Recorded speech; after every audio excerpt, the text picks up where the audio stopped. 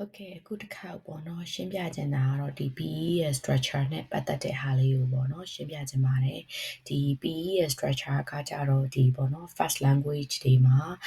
အများဆုံးသုံးတယ်ပြီးတဲ့အခါကျရင် literature ပေါ့နော် literature တွေမှာ analysis လုပ်တဲ့အခါတွေမှာပို့ပြီးတော့အသုံးဝင်တာပို့ပြီးတော့များတယ်ပေါ့နော်အဲ့တော့ PE ရဲ့ပုံစံကြတော့သူကစာပိုက်တွေမှာပေါ့နော်အဓိကအချက်တွေကိုရှင်းရှင်းလင်းလင်းပြပြတသားနဲ့အထောက်ထားရင်းနဲ့ပြပြီးတော့ဒီကိုယ့်ရဲ့စာတွေကိုပြန်ပြီးတော့ thesis လိုမျိုးပြန်ပြီးတော့ရေးရတဲ့ဟာပေါ့နော်အဲ့တော့ PEL မှာဆိုရင်သူက point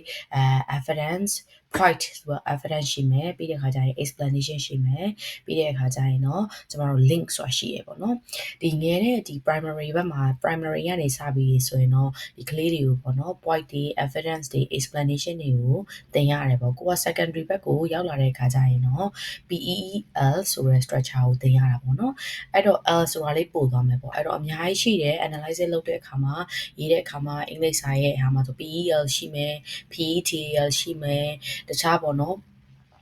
PE reasoning တို့ရေးရတဲ့ဟာတွေအများကြီးရှိရပေါ့နော်အဲ့ဒီမှာမှကျွန်တော်က PEL structure ရဲ့အကြောင်းကိုသိချာလေးပြပြချင်တာပေါ့အဲ့တော့ PEL က point ကကြတော့ဘာကိုရေးမှာလဲဆိုတော့ point ကကြတော့အမြန်မာလို့ဆိုရင်တော့အဓိကအချက်ပေါ့အဲ့တော့စာပိုက်တစ်ခုထဲမှာအဓိကအကြောင်းအရာတွေကိုရှင်းရှင်းလင်းလင်းဖော်ပြရမယ်ပြီးတော့ကိုကပေါ့ဒီစာတစ်ခုရဲ့ကိုသဘောတရားကိုကိုရဲ့စာရေးစာကုန်းတွေကို essay တွေရေးတဲ့အခါမှာအဓိကသဘောတရားကိုအဓိကပြောမှာအဓိကတော့ပေါ့နော်မေးခွန်းရဲ့မေးခွန်းကိုမေးခွန်းပေးထားမယ်ခေါင်းစဉ်ပေးထားမယ်အဲ့ဒါလေးကိုအဓိကထောက်ပံ့ပေးတဲ့ချက်တွေကိုကဖြည့်ပေးရမှာပေါ့နော်အဲ့လိုမျိုးဖြည့်ပေးရမယ်ပြီး evidence ကကြတော့ကိုကevidence ဆိုတာကတော့သက်သေပေါ့အထောက်ထားပြရတဲ့သက်သေတစ်ခုပေါ့နော်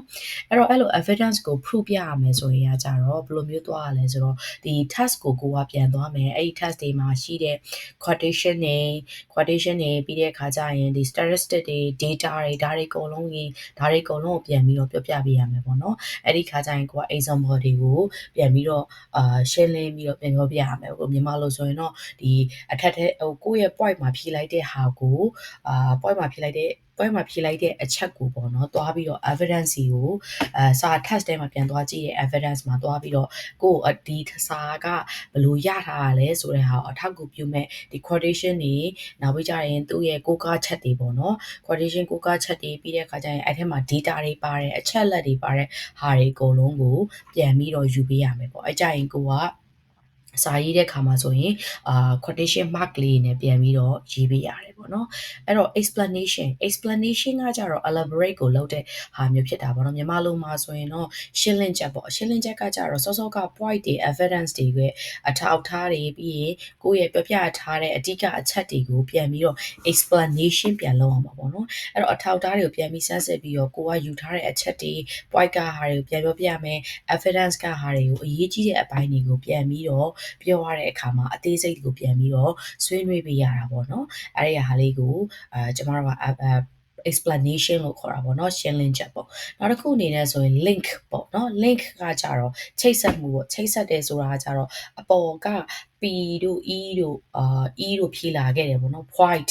evidence explanation တွေကိုဖြေလာတဲ့အခါမှာကိုက link ကိုဘယ်ဟာတွေကဒီစာပိုက်တစ်ခုနဲ့အချက်လက်တွေကဘယ်ဟာတွေကို net တစ်ခုပေါ့เนาะ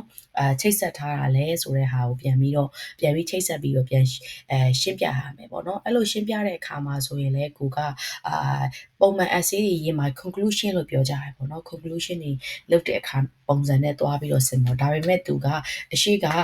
quotation တွေ explanation တွေကိုကိုကပြန်ပြီးတော့ပြောပြီးတော့ရှင်းပြရတဲ့ဟာမျိုးပေါ့เนาะအဲ့တော့ဒီ PE ရဲ့ structure ကတော့ပုံမှန်ကတော့ကျမတို့ရဲ့ဒီ analysis တို့ thesis တွေရေးတဲ့အခါမှာ PE structure ကိုအဓိကထားပြီးတော့သုံးပြီးတော့ရေးကြရပေါ့နော်အဲ့တော့ EFM မှာဆိုရင်ကြတော့ဒီ text တွေမှာပါတဲ့ဟာမှာဆိုရင်ကျမတို့က text C ပေါ့နော် EFL paper 1ရဲ့text C ရဲ့ question D မှာဆိုရင်ဒီအကြောင်းအရာကိုသူကမေးထားတယ်ပေါ့နော်ဒီအကြောင်းအရာမေးခွန်းမေးထားတယ်အဲ့ဒါကိုကလေးတွေက task ကနေပြန်ပြီးတော့ PE structure ကိုရှင်းပြပေးရတယ်ပေါ့နော် literature မှာဆိုရင်လည်းအဲ့လိုပဲသူက task ကို open task ကိုပေးထားတယ်အဲ့ဒါကို PE ရေးရတယ်ပေါ့ ပေါ့နော်ဒါပေမဲ့ကျောင်း